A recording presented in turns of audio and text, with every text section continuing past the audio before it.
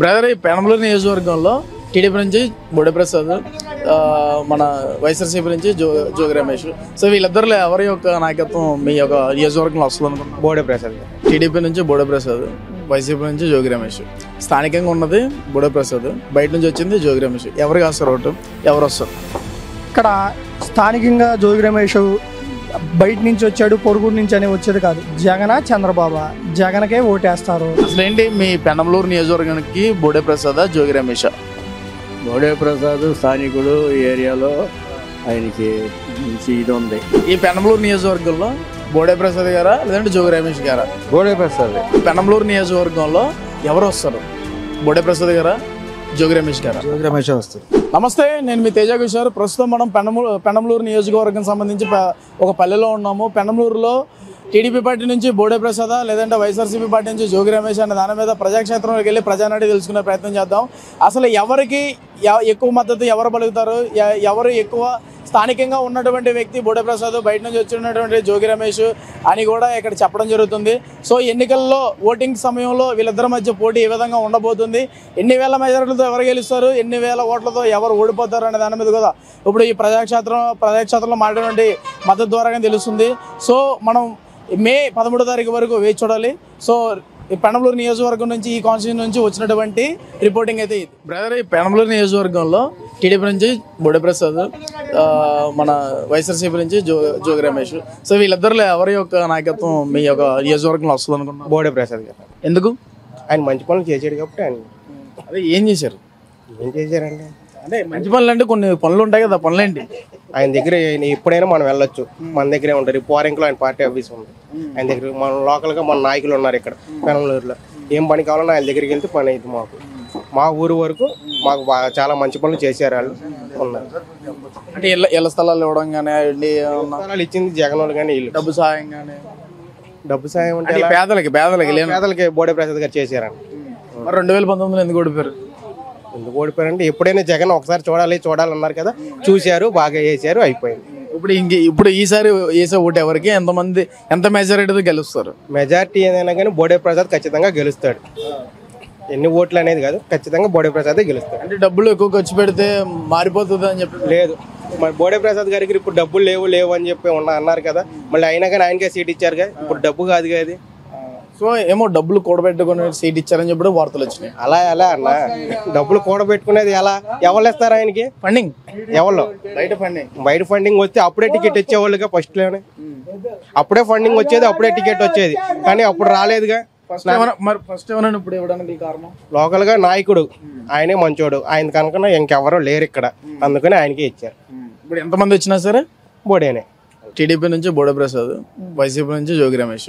స్థానికంగా ఉన్నది బోడే ప్రసాద్, బయట నుంచి వచ్చింది జోగి రమేష్. ఎవరికి వస్తారు ఓటు? ఎవరు వస్తారు? ఇక్కడ స్థానికంగా జోగి రమేష్ బయట నుంచి వచ్చాడు, పొరుగురు నుంచి అని వచ్చేది కాదు. జగన్ చంద్రబాబు, జగన్కే ఓటేస్తారు. చేసిన పనులు అలా ఉన్నాయి. జోగి రమేష్ ఏం బయటోడు కాదు, ఎక్కడి నుంచో రాలా. కడప నుంచి తీసుకెళ్లి ఏలూరులో వేసారట ఎంపీ అభ్యర్థిని. పెడల నుంచి ఇక్కడికి వచ్చాడు, ఈ జిల్లా కూడా ఇక్కడికి వచ్చాడు. గెలిచేది జోగి రమేష్, సీఎం జోగి రమేష్.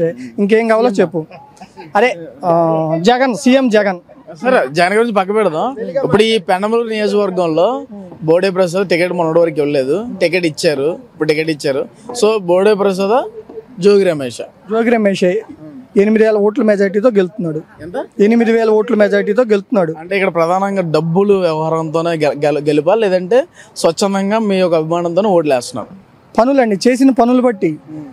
ఇక్కడ జోగి రమేష్ గారు మొన్న కొత్తగా వచ్చారు కాదంటలా ఈ నియోజకవర్గంలో. కాకపోతే ఇక్కడ లోగడ జగన్మోహన్ రెడ్డి గారు చేసిన పనులు, ఆ పనులు బట్టి జోగి రమేష్ గారు ఇక్కడ గెలుస్తున్నారు. 8,000 మెజార్టీతో గెలుస్తున్నాం. బాబా నమస్తే. అసలు ఏంటి మీ పెనమలూరు నియోజకవర్గానికి బోడే ప్రసాద్, జోగి రమేష్?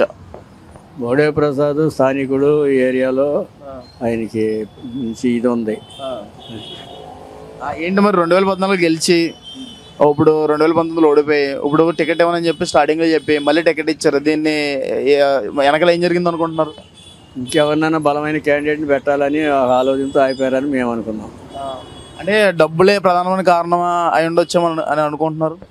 డబ్బు ప్రధాన కారణంగా నడుస్తుంది వాళ్ళ రాష్ట్రం మొత్తంగా. అలాగే ఈ నియోజకవర్గం మీద కూడా డబ్బుతోనే నడిచే విధానం ఉంది. అందుకని కొంతకాలం ప్రసాదం ఆపి ఎవరన్నా ఇంకా బలమైన క్యాండిడేట్ పెట్టాలని అనుకున్నారు. అది మా అభిప్రాయం. ఇప్పుడు ఏంటి మరి వైఎస్ఆర్సీపీ నుంచి జోగి రమేష్ గారు వచ్చారు, టీడీపీ పార్టీ నుంచి బోడే ప్రసాద్ గారు వస్తున్నారు. మరి వీళ్ళిద్దరిలో ఎలా ఉంటుంది పోటీ? దీన్ని ఇప్పుడే చెప్పలేము, అది దాన్ని ఇప్పుడే తెలియదు. ఫైనల్కి వచ్చినాకే దీన్ని డిసైడింగ్ తెలిసింది. ఫైనల్గా అంటే ఇలా ఎలక్షన్ దగ్గరలోకి వచ్చిన తర్వాత ఎవరు బలమైన క్యాండిడేట్ అనుకుంటున్నారు? బలమైన క్యాండిడేట్ అంటే మామూలుగా ప్రస్తుతానికి ఇతనే బలమైన క్యాండిడేట్. ఎవరు? బోడే ప్రసాద్ స్థానికుడు. ఇక్కడ 2 ఎలక్షన్లో పోటీ చేశాడు. ఒకసారి గెలిచాడు, ఒకసారి ఓడిపోయాడు. కాబట్టి అతను సుప్రసిద్ధుడు అందరికీ. అది అందరికి తెలిసిన వ్యక్తి. 2019 ఎందుకు ఓడిపోయారు? 2019లో మా మామూలు ఓడిపోయారు. అది ఎందుకు జరిగిందో అది అందరికీ తెలుసు, మనం చెప్పాల్సిన పని లేదు. అది కొత్తగా వచ్చాడు కాబట్టి అతను ఏదో చేస్తాడని జగన్మోహన్ రెడ్డి చూశారు. అతని వల్ల వాళ్ళ ప్రయోజనం లేదని ప్రజల్లో చాలా వాటికి మార్పు వచ్చింది. ఇది యథార్థం. అంటే మీ నియోజకవర్గానికి ఏమి ఎటువంటి మంచి జరగలేదా? మా నియోజకవర్గంలో పారసార గారు కొంతవరకు చేశారు. ఏ రోడ్లు బోర్డులు కొన్ని వరకు చేశాడు, కానీ అన్ని పూర్తిగా అయినా ఏమి చేయలేకపోయాడు. అది అంటే పేదలకు ఇల్లు కట్టించడం, మీకేమో రోడ్లు వేయించడం, ఇల్లు ఒకటే సెంటుం బాబు ఇచ్చారు. ఈ సెంటుం బాబు నిజం చెప్పాలంటే అది కరెక్ట్ అయిన విధానం కాదు. ఏదో ఎక్కువ మందికి ఇచ్చామని చెప్పుకోవటానికే కానీ అది సెంటుం బాబు 1983లోనే ఎన్టీ రామారావు గారు 3 సెంటు స్థలాలు బందర్ రోడ్డు అమ్ముకొని లేబర్కి ఇచ్చారు. మరి ఆ విధానం వదిలేసేసి కాంగ్రెస్ గవర్నమెంటు సెంటుం బాబు సెంటు ఇచ్చుకుని ఇచ్చారు. అది పాత కాంగ్రెస్ వాళ్ళు కూడా బాంబే కాలనీ కట్టి లేబర్కి బాగానే ఇచ్చారు. ఈయన సెంటుం బాబు ఇచ్చి ఏదో కట్టెత్తున్నానని చెప్పుకొచ్చాడు. మసిపూసి మారేడుకాయ నాకు తెలిసినంతవరకు. అది మరి ఇప్పుడు ఎటువంటి అభివృద్ధి కార్యక్రమాలు చేస్తారనుకుంటున్నారు? అప్పుడు ఇద్దరులో అంటే బోడే ప్రసాద్, జోగి రమేష్? బోడే ప్రసాదే మాకు వస్తాడని మాకు నమ్మకం ఉంది. మీ ఓటు? మాది బోడే ప్రసాద్ ఒకటి. బాబాయ్ చెప్పు బాబాయ్, ఈ పెనమలూరు నియోజకవర్గంలో బోడే ప్రసాద్ గారా లేదంటే జోగి రమేష్ గారా? బోడే ప్రసాద్. ఎందుకంటే ఎందుకు స్థానికంగా ఇక్కడ కొంచెం మాకు అందుబాటులో ఉంటాడు. ఏదన్నా పనులకు వెళ్ళినా కార్యకర్త అన్ని డోర్ టు డోర్ తిరిగాడు, బాగా కష్టపడ్డాడు. మరి ఎప్పుడంటే అతను కొంచెం యారగెంట్, ఎవరిని పట్టించుకోరు అని చెప్పి ఒక బయట కొంతమంది మాట్లాడుతున్నారు. అది అసలు ఇప్పుడు అదేం లేదు. ఇదివరకు ఫస్ట్ లో గెలిచినప్పుడు ఇవన్నీ యూట్యూబ్లు ఇవన్నీ ప్రచారాలు చేసినాయి, కానీ ఎవరితో అయినా మాట్లాడాడు. ఇప్పుడు మేము బీసీ, ఇప్పుడు నేను వెళ్ళంగానే ఓటు వేసుకుంటాడు. నిన్న కూడా వీడియో ఉంది, వెళ్ళిపోతా ధనమంట పలకరిస్తా చక్కగానే మాట్లాడతాడు. అంటే ఇప్పుడు ఈసారి ఈ ఎలక్షన్ లో చాలా టఫ్ ఇచ్చే అవకాశం ఉందంటారా? 1 సైడ్ అండి పెనమలూరు.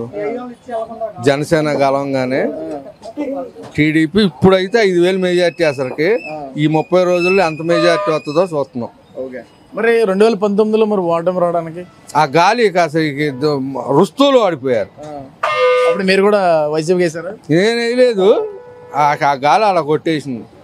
మరి ఇప్పుడు మంచి జోగి రమేష్ బాగా డబ్బులు ఖర్చు పెడతారు. సో వైఎస్ఆర్సీపీ బాగా ఇదిగా ఉన్నది. ఏ నియోజకవర్గంలో అయినా సరే మొన్న మినిస్టర్ చేసి సంపాదించి ఉన్నాడు,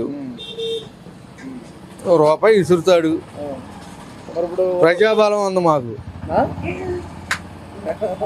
ప్రజల అండ అంతే. ఇక 1 సైడ్. మరి ఇప్పుడు బోడే ప్రసాద్ గారికి ఏమైనా ఈక్వేషన్స్ మారే అవకాశాలు ఉన్నాయా? ఏం లేవండి.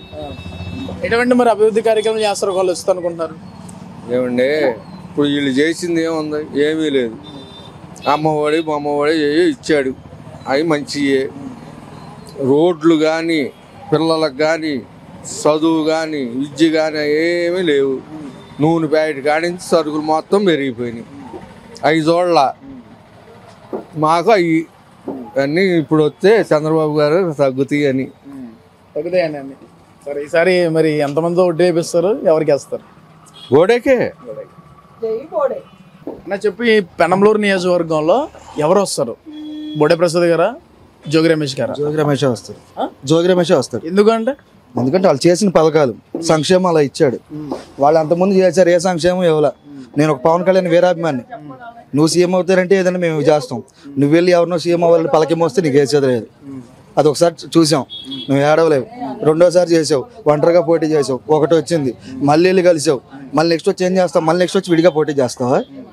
చేస్తే అప్పుడేం వస్తావు? మొన్న ఒకటి సార్ 2 ఇక ఇంతేనా? మేము ఇప్పుడు నీ పక్కన తిరిగి నమ్ముకుని అయిపోతామే కదా, అంతే కదా. మేము అందుకే దాని ప్రకారం చూసుకుంటే మాకు టీడీపీ వైసీపీ అంటే జనసేన పక్కన పెడితే వైసీపీ. మాకు సంక్షేమం ఇచ్చాడు, మాకు పథకాలు ఇచ్చాడు. మాకు అలాంటి వాడు కావాలి, అంతకుముందు ఏమి చేయడు మాకెందుకు. అంటే స్థానికంగా ఉన్న ఎమ్మెల్యేకే కొంచెం పట్టు ఎక్కువ ఉంటుంది, సో బయట నుంచి వచ్చే ఎమ్మెల్యే మిమ్మల్ని అంతగా పట్టించుకోరు ఏమో ఒకటి ఉంటుంది కదా, మరి దీనికి ఏం చెప్తారు?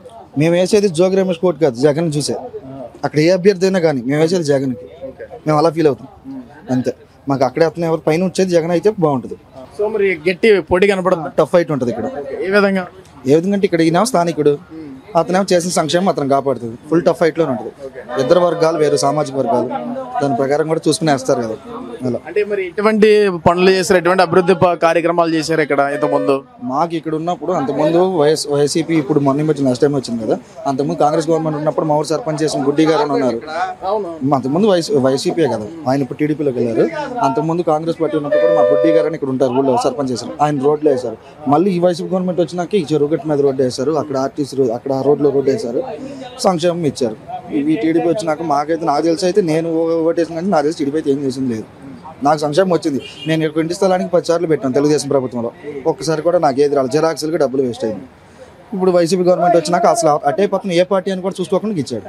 ఇవాళ నాకు ఇచ్చిన స్థలం 10 లక్షల రూపాయల స్థలం, 10 లక్షలు ఇచ్చాడు. నాకు ఈ నిత్యావసరాలు పెరిగినా కానీ నేను 10 లక్షల రూపాయలు పోగేసుకుని అవన్నీ పోగేసి స్థలం కొనలేనుగా, అలా నాకు ఇచ్చాడు. నేనైతే జగన్ వల్ల లబ్ధి పొందిన వాళ్ళలో ఒకరిని. ఎంతమంది మనగా నేను నా కుటుంబీకులు కానీ, మా చుట్టాలు కానీ, మా వాళ్ళు కానీ కనీసం మా ఊరికి ఉన్న వరకు ఒక 50-60 మంది వేస్తారు. మేమందరూ మా పవన్ కళ్యాణ్ కేసు వాళ్ళు మా వాళ్ళు ఒక 20 మంది ఉన్నారు. మేమందరూ ఇటు రమేష్ గారికి వేసుకుంటాం. మాకు ప్రాఫిట్ వచ్చింది కాబట్టి అలా బాగుంటే అలాగే వేసుకున్నాడు. మాకు ఇల్లు నచ్చింది ఇలా వేసుకుంటున్నాం అంతే. అంటే ఇప్పుడు మీ ఓటు కానీ ఇప్పుడు ఇక్కడ పెన్నమలూరుకి నాయకత్వం వహించేది కానీ ఎవరు? జోగి రమేష్, బూడే ప్రసాద్? జోగి రమేష్ గారే వస్తారు. జోగి రమేష్ గారు మెజారిటీ పరంగా చూసుకుంటే టఫ్ ఫైట్లో ఉంటుంది. ఎవరికి వచ్చినా ఒక 3,000-4,000 ఇక ఆ రేంజ్లో వస్తారు ఎవరికి వచ్చినా. Okay, thank you.